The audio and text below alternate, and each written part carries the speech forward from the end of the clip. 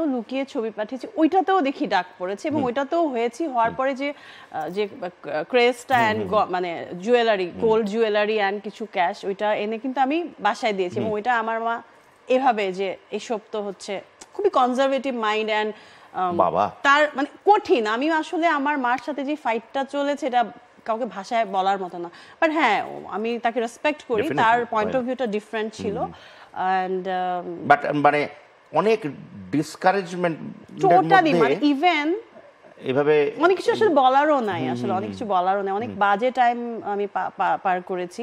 একটা আছে না যে খারাপ টাইম যাচ্ছে, বাইরেও তো পলিটিক্সের শিকার হতে হয় বা কোনো একটা ডিফিকাল্ট টাইম যায়, বাসায় এসে কিন্তু চর খেতে হয়। ওইটা মানে বলা, শেয়ার করা তো অনেক দূরের কথা, স্বপ্নের মতো।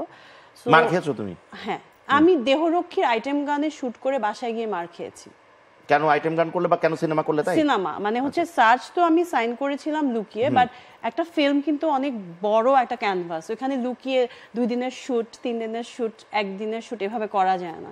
সো তখন তো আমার মা বললো যে না, আমি চলে যাই অস্ট্রেলিয়া, আমার মানে আমার এক বোন তো আর্কিওলজিস্ট ডক্টর, সো ওরা ওইখানেই তো যে ওকে তো পাঠাতে পারলাম না, আমি চলে যাই, আমার মান সম্মান আর থাকবে না, ও এখন চিত্রনায়িকা।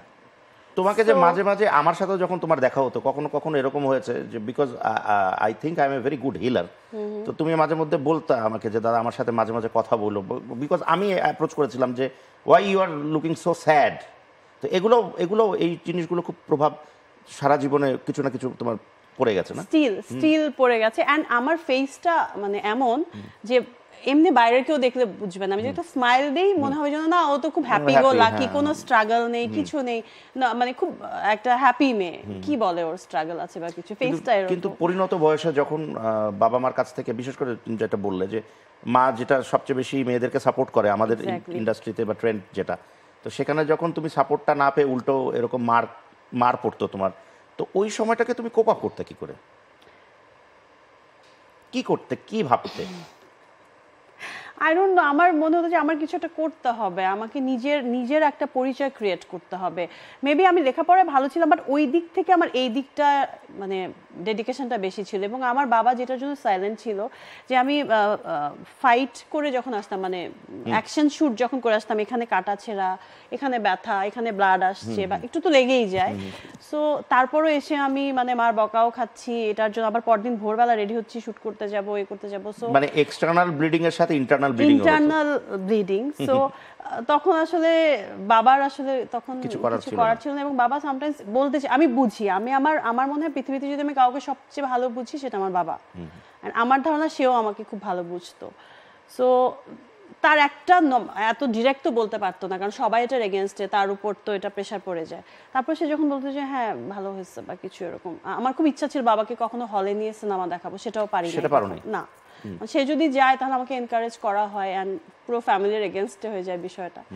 কিন্তু পরে কি জানতে পেরেছো যে তোমারই ফ্যামিলি মেম্বার্স যারা তোমাকে ডিসকারেজ করেছে বা এই মেয়ে ভালো না, ভালো জায়গায় কাজ করছে না, শেষ হয়ে যাচ্ছে, ধ্বংস হয়ে যাচ্ছে, তারাও নিশ্চয়ই, আমার মনে হয় আই ফিল এখন তোমার গল্প শুনে যে তারাও কিন্তু লুকিয়ে লুকিয়ে তোমার সিনেমা কোনো না কোনো সময় একটু হলেও দেখেছে, তাই না? ঠিক কি না? এটা তুমি টের পেয়েছো? হ্যাঁ, টের পেয়েছি। আর যারা বাইরে থাকে, বাইরেও তো আমাদের ফিল্মগুলো গেছে, এটা খুব প্রাউড মোমেন্ট। বাট আমার মা বলে হ্যাঁ এটা তো কি হয়েছে তোমরা, হ্যাঁ কি আর এমন, মানে সে খুব প্রাউড করে বলে আমার মেয়ে ডক্টর, আমার মেয়ে আর্কিওলজিস্ট। আর কেন, ববি তো ভালো করছে, ববি তো এই যে ওখানে যাচ্ছে খুব সবাই ওকে সম্মান করছে, এ করছে। মানে মুখ থেকে কিছু বের হয় না। It's a very very hard life.